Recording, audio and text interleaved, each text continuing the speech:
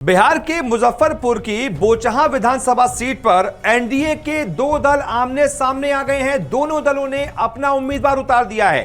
Bharatiya Janata party और विकासशील इंसान पार्टी यानी कि वीआईपी दोनों बिहार एनडीए के घटक दल हैं, दोनों सहयोगी हैं। लेकिन अब इस चुनाव में जो कि बाई इलेक्शन होने वाला है बोचहां विधानसभा सीट पर, उस पर भारतीय जनता पार्टी ने भी अपना उम्मीदवार उतार दिया है और वीआईपी कह रही है कि भाई ये तो हमारी सीट है, इस पर बीजेपी ने हमसे बात ही नहीं की और बिना हमसे बात किए अपना उम्मीदवार उतार दिया है। यह दुर्भाग्यपूर्ण है, इसलिए हम भी भारतीय जनता पार्टी को हराने के लिए यहां पर उम्मीदवार उतारेंगे।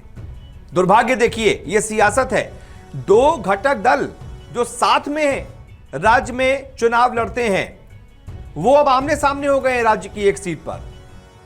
दरअसल भारतीय जनता पार्टी ने बोचहां विधानसभा सीट पर बेबी कुमारी को अपना उम्मीदवार बनाया है और इसी के साथ बीजेपी ने बिहार एनडीए में ही शामिल मुकेश सहनी की वीआईपी पार्टी को जोर का झटका दे दिया है। उनकी स्थिति तो न माया मिली न राम जैसी हो गई है। ऐसा इसलिए क्योंकि 2020 विधानसभा चुनाव के दौरान यह सीट वीआईपी पार्टी के खाते में गई थी, लेकिन इस बार बीजेपी के उम्मीदवार उतारने पर वीआईपी ने नाराजगी जताई है। वीआईपी की ओर से कहा गया है कि बोचहां सीट तो हमारी पार्टी का हक है और इसको लेकर अब वीआईपी अड़ गई है। वीआईपी के राष्ट्रीय प्रवक्ता देव ज्योति ने कहा है कि यह सीट वीआईपी कोटे की है। बोचहां सीट पर विकासशील इंसान पार्टी का हक है। उन्होंने कहा कि वीआईपी का मानना है कि इस सीट पर वीआईपी अपना प्रत्याशी उतारकर दिवंगत मुसाफिर पासवान के सपनों को पूरा कर सकेगी। यह एनडीए का दुर्भाग्य है कि बिना घटक दलों से बात किए सहयोगी दल फैसला ले लेते हैं। यह सीधा एक तरीके से निशाना भारतीय जनता पार्टी पर था कि भारतीय जनता पार्टी तो हमारी सहयोगी दल है, लेकिन बताइए, हमसे बिना पूछे ही, बिना बात किए ही हमारे हक की सीट पर अपना उम्मीदवार उतार दिया और इसीलिए आमने सामने की लड़ाई अब वहां पर शुरू हो गई है। प्रवक्ता ने दुख जताते हुए कहा कि विधान परिषद चुनाव के लिए भी ऐसा ही किया गया था। मजबूर होकर वीआईपी को कई सीटों पर अपना प्रत्याशी घोषित करना पड़ा। उन्होंने आगे कहा कि वीआईपी बोचहां सीट से अपना प्रत्याशी उतारेगी, जिससे इस सीट पर जीत दर्ज कर मुसाफिर पासवान के सपनों को पूरा किया जा सके। आपको बता दें, हाल ही में संपन्न हुए उत्तर प्रदेश विधानसभा चुनाव में जिस तरह से वीआईपी ने बीजेपी के खिलाफ कैंडिडेट उतारे थे, इसी के बाद से पार्टी के कई नेताओं ने मुकेश सहनी पर एक्शन की मांग की थी और इसी के बाद बीजेपी ने विधान परिषद चुनाव में मुकेश सहनी की मांग के बावजूद उन्हें कोई टिकट नहीं दिया। फिर बोचहां उपचुनाव को लेकर भी बीजेपी ने वीआईपी को जोर का झटका दे दिया और अपना प्रत्याशी घोषित कर दिया। वहीं इस पूरे घटनाक्रम पर फिलहाल जेडीयू आला कमान चुप है, जो कि एक और बड़ा मजबूत दल है बिहार एनडीए का।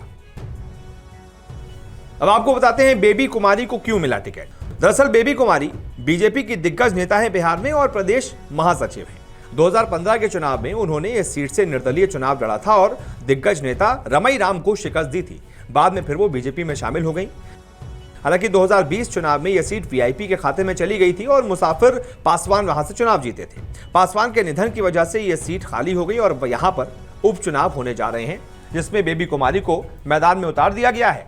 ये एक तरीके से भारतीय जनता पार्टी का बदला है, क्योंकि वीआईपी पार्टी ने उत्तर प्रदेश के चुनावों में कई सीटों पर भारतीय जनता पार्टी के साथ साथ अपने कैंडिडेट उतार दिए थे। वो कह रही है वहां पर थोड़ी ना हम एनडीए में शामिल हैं, हम तो बिहार में एक तरीके से साथ हैं। तो फिर बीजेपी ने भी कहा कि ठीक है भाई, इधर तुम उतार रहे हो तो उधर हम उतारेंगे और इसीलिए मुकेश सहनी के लिए कहा जा रहा है न माया मिली न राम। आपने तो सुना ही होगा, न इधर घर के रहे न घाट के रहे, अब दिक्कत में आ गए। देखते हैं वो अब क्या फैसला लेते हैं, क्या बीजेपी को मना पाते हैं या फिर नहीं। बहुत बहुत शुक्रिया फिलहाल इस वीडियो को देखने के लिए। नमस्कार, मैं हूं मानक गुप्ता।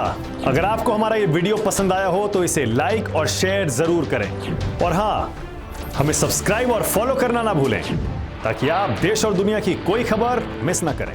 तो जुड़े रहिए हमारे साथ और देखते रहिए न्यूज़ 24।